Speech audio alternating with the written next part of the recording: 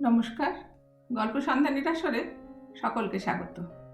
আশা করি আপনারা সবাই সুস্থ আছেন, ভালো আছেন। আমার গল্প পাঠের আসরে আজকে আমি যে গল্পটা পাঠ করব সেটা হচ্ছে প্রখ্যাত সাহিত্যিক গজেন্দ্র কুমার মিত্রের লেখা গল্প ভাগ্যের খেলা। গল্প পাঠ যদি আপনাদের ভালো লাগে তাহলে একটা লাইক দেবেন, কমেন্ট করবেন, পরিচিতদের মধ্যে শেয়ার করবেন। আর আমার চ্যানেলে যারা নতুন তারা আমার চ্যানেলটা সাবস্ক্রাইব করে পাশে থাকবেন। শুরু করছি আজকের গল্প, গজেন্দ্র কুমার মিত্রের ভাগ্যের খেলা। চিঠিখানা 4-5 বার পড়তে হলো। না, এমন কোনো জটিল কি দুরূহ নয় বক্তব্যটা, তবু সময় লাগলো বই কি। চিঠি সংক্ষিপ্ত, বক্তব্যও পরিষ্কার। লিখেছে তাঁরই কন্যা, তাঁর একমাত্র আদরিনী রঞ্জিতা। মেয়ে লিখেছে, বাবা গো, আমি হঠাৎ একটা কাজ করে ফেলেছি, কিন্তু আগেই বলে রাখছি তুমি রাগ করতে পারবে না, প্লিজ। লক্ষ্মী সোনা, এত ভনিতা করছি কেন? কাজটা যে গুরুতর। বিয়ে করে ফেলেছি একজনকে, গত জুন মাসে 17। কেন করলুম তোমার জানতে? কেমন যেন ভয় ভয় করতে লাগলো, যদি তুমি রাজি না হও। অথচ ওকেও আমি ছাড়তে পারবো না যে, বড্ড ভালোবেসে ফেলেছি। তাই বলে যাকে তাকে বিয়ে করিনি। ওই যে এদেশে কেন, আমাদের দেশেও তো চালু হয়েছে, যাকে সামনে পাবে তারই প্রেমে পড়বে, তেমন বিয়ে নয়। বরের নাম শুনবে? ডক্টর সর্বেশ্বর চট্টোপাধ্যায়। 2 বার 2 ইউনিভার্সিটি থেকে ডক্টরেট করা, ইয়েল বিশ্ববিদ্যালয় বোধহয় এদেশে সবচেয়ে বিখ্যাত ইউনিভার্সিটি। ওকে বায়োলজি বিভাগের চেয়ারম্যান বা এদেশে যাকে হেড অফ দ্য ডিপার্টমেন্ট করতে চেয়েছে। ও পারছিল না আমাকে ছেড়ে যেতে। ও ব্যাচের অবস্থা দেখে আমি আর থাকতে পারলুম না, এখানকার কাজ ছেড়ে ওর সঙ্গে জীবনের ভেলা ভাসালুম। এখানেও আমি একটা কাজ পেয়ে গেছি, তবে আপাতত একটা মাইনর পোস্ট। তবে এ থাকবে না। তোমার মেয়েও তোমারই মেয়ে, জীবনে ওপরে উঠতে বেশি দেরি লাগবে না। তোমার জামাই দেখতেও ভালো, তোমার মতো রূপবান না হলেও খুব সুপুরুষ। তুমি আগে চিঠিটা হজম করে নাও, ছবি 7 দিন পর পাঠাচ্ছি। তোমার অকৃতজ্ঞ মেয়ে রঞ্জিতা। না, ছবি আসতে অত দেরি লাগেনি, একসঙ্গে এসেছে। এতক্ষণ খোলেননি, তবে খুলতে হবেই তো। ভালো পাত্র, মেয়ের ভালো লেগেছে, তবে এত বিহ্বলতা কেন? ওর অহংকারে ঘা লেগেছে বলেই? মেয়ে ওর অজ্ঞাতে বিনা অনুমতিতে বিয়ে করেছে তাই? বোধ হয়। এই অহংকারটা বাবা মারা কিছুতেই বরদাস্ত করতে পারে না। এটা নিছক অহংকারই। অনেকক্ষণ পরে খামটা খুললেন ডক্টর হালদার। খাম থেকে ছবিটা বারও করলেন। কে সর্বেশ্বর তা জানেন না, মেয়ে ভবিষ্যতে কি হবে তা জানেন না, তবে পাত্রও যথার্থ সুপুরুষ, অন্তত ছবি দেখে যা মনে হয়। সর্বেশ্বর চ্যাটার্জি। কে তারা? কোথায় বাড়ি? যেখানেই হোক, এই দেশেই তো মূল। মেয়েটা এমন উন্মত্ত হয়েছে বিয়ের আনন্দে, এসব তথ্যগুলো যে জানানো দরকার সে কথাটা মনে হলো না। 2খানা ছবি, একটা ওদের বিয়ের দিনের জোড়া ছবি, আর একটা বরের সিঙ্গেল ছবি। অনেকক্ষণ ধরে দেখলেন ছবি দুটো। না, সত্যিই সুপুরুষ, তাতে সন্দেহ নেই। তার মেয়ের নির্বাচন খারাপ নয়। অবশ্য তার মেয়েও সুন্দরী, তবে সর্বক্ষেত্রে তো এমন জোর মেলে না। রূপে গুণে জামাইয়ের মতো জামাই। আর যদি রঞ্জুর মা বেঁচে থাকতো, এমন অকালেই গেল। আর 5টা বছরও যদি থাকতো, এই জোর দেখে কি খুশি হতো। অনেকক্ষণ ওদের ছবির দিকে চেয়ে বসে রইলেন ডক্টর হালদার।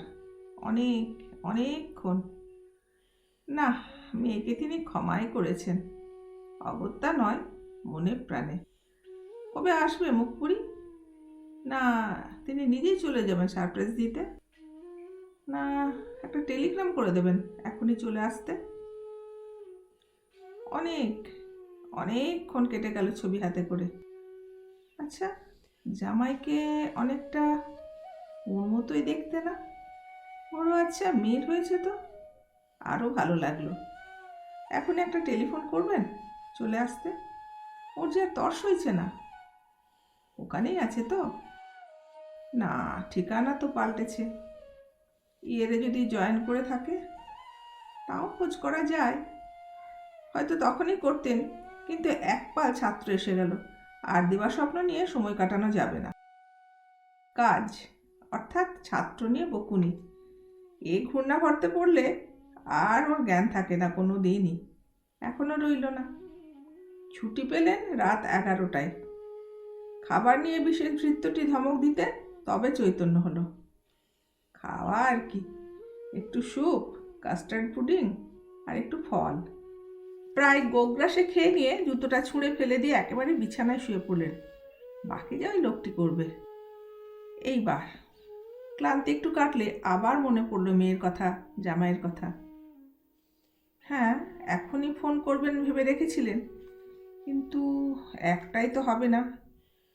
যদি ঠিকানা বদল করে থাকে অনেক করতে হবে। থাক, এখন কেমন যেন একটু বেশি ক্লান্ত লাগছে। আচ্ছা, কি যেন একটা চিন্তা এতক্ষণে সমস্ত পঠন পাঠনের মধ্য থেকে বারবার খোঁজা দিচ্ছিল। কি সেটা? সেইটাই যে বুঝতে পারছেন না। কি যেন কোথাকার কি ঘটনা, কবেকার কথা। ভূত, এখন একটু ঘুমানো দরকার। সেই চেষ্টাই করলেন, কিন্তু মন তার মধ্যে কোথায় সেই উড়ো পাখি অজানা চিন্তাটা মনের গভীরে নেমে এসছে ডক্টর হালদার বুঝতেও পারেননি। আচ্ছা, কতদিনের ঘটনা হবে?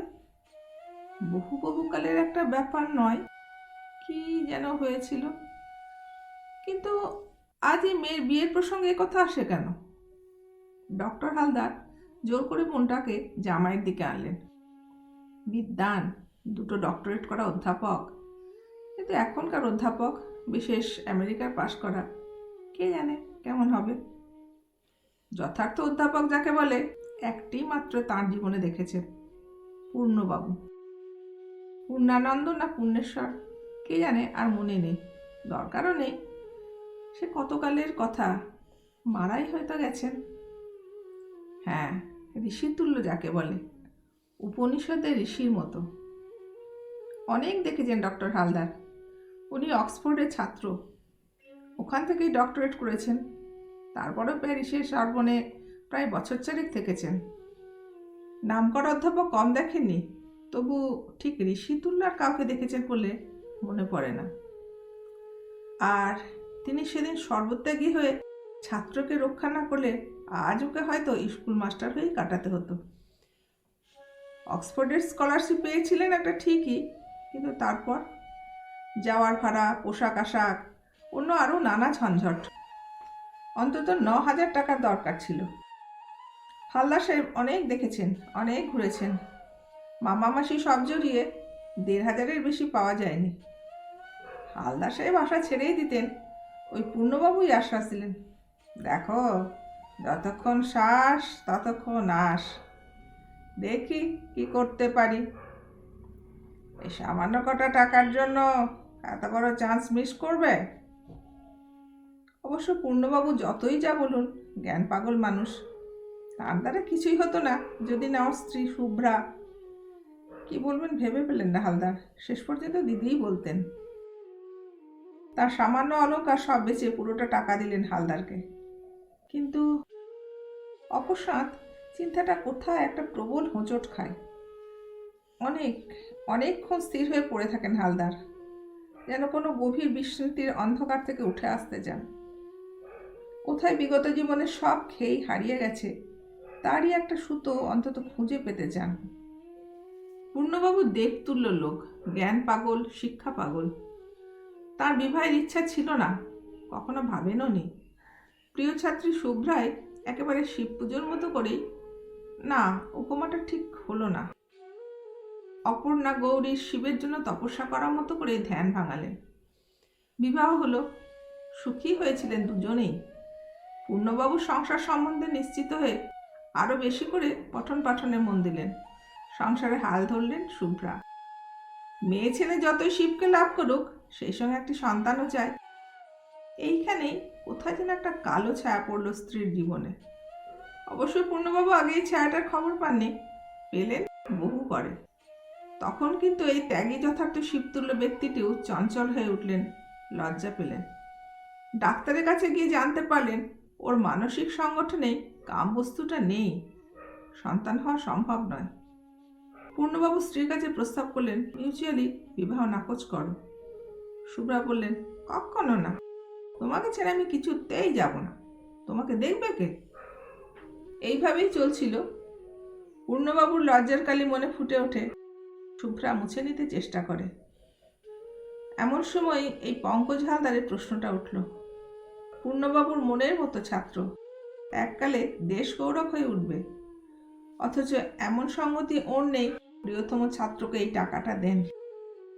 এই যন্ত্রণার অবসান করলেন শুভ্রা নিভৃতে, একান্তে পঙ্কজকে ঘরে নিয়ে এসে। অলংকার বেশি ছিল না, তবু যা ছিল 10,000 টাকা উঠবে। পঙ্কজের সামনে সমস্ত গহনাগুলি ঢেলে দিয়ে বললেন এগুলি নিয়ে যাও, আমি লিখে দিচ্ছি আমার দরকারে এগুলো বিক্রি করছি, কোনো অসুবিধা হবে না। ব্যাকুলভাবে কি একটা বলতে যাচ্ছিলেন পঙ্কজ। মুখ চেপে ধরে শুভ্রা বললেন না, লজ্জা কি সংকোচের কারণ নেই, আমি একটি বস্তুর মূল্য হিসেবে এগুলো দিচ্ছি। আমি আমি বলতে বলতে ঘরের দরজা বন্ধ করে দিয়ে নতজানু হয়ে পঙ্কজের হাত দুটি ধরে লজ্জা আবেগ কম্পিত কণ্ঠে বললেন আমি আজ তোমার কাছে ভিখিরি হয়ে এসেছি, একটা সন্তান ভিক্ষা চাইছি, পায়ে ধরছি, এইটুকু করো। বুঝতেই অনেক দেরি লাগবে বই কি। পঙ্কজও কাঁপছে তখন থরথর করে। কিন্তু আমি স্যারের কাছে মুখ দেখাবো কি করে? মহাপাপী হয়ে থাকবো না? আমি ওকে না জানিয়ে কিছু করিনি, করবো না, এ বিষয়ে নিশ্চিন্ত থাকো। এ এ ওর জন্যই, উনি বড় লজ্জাবোধ করছিলেন। ওই মানুষটার জন্যই আমার আরো বেশি প্রয়োজন। সন্তান হয়ে গেলে উনিও বোধহয় বুঝতে পারবেন না, এ কথা ওর মাথাতেই থাকবে না। বহু বহু অতীতের অন্ধকার থেকে মনের মধ্যেটা যেন হাঁকড় পাকড় করে উঠল।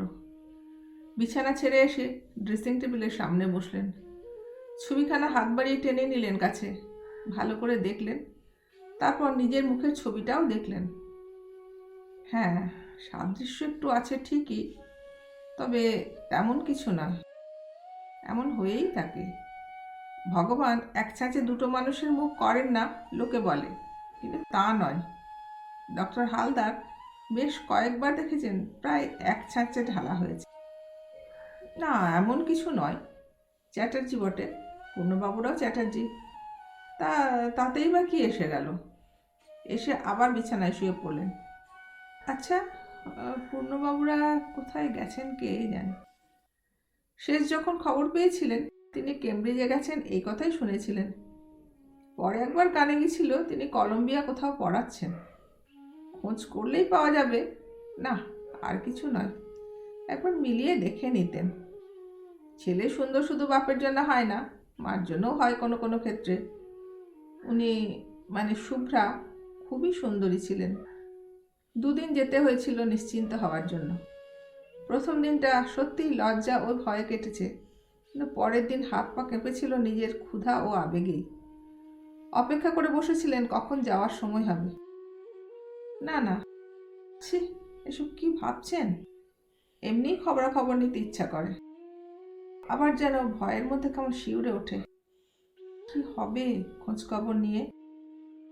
যা হবার তা তো হয়েই গেছে, এখন আর জল ঘোলা করে লাভ কি?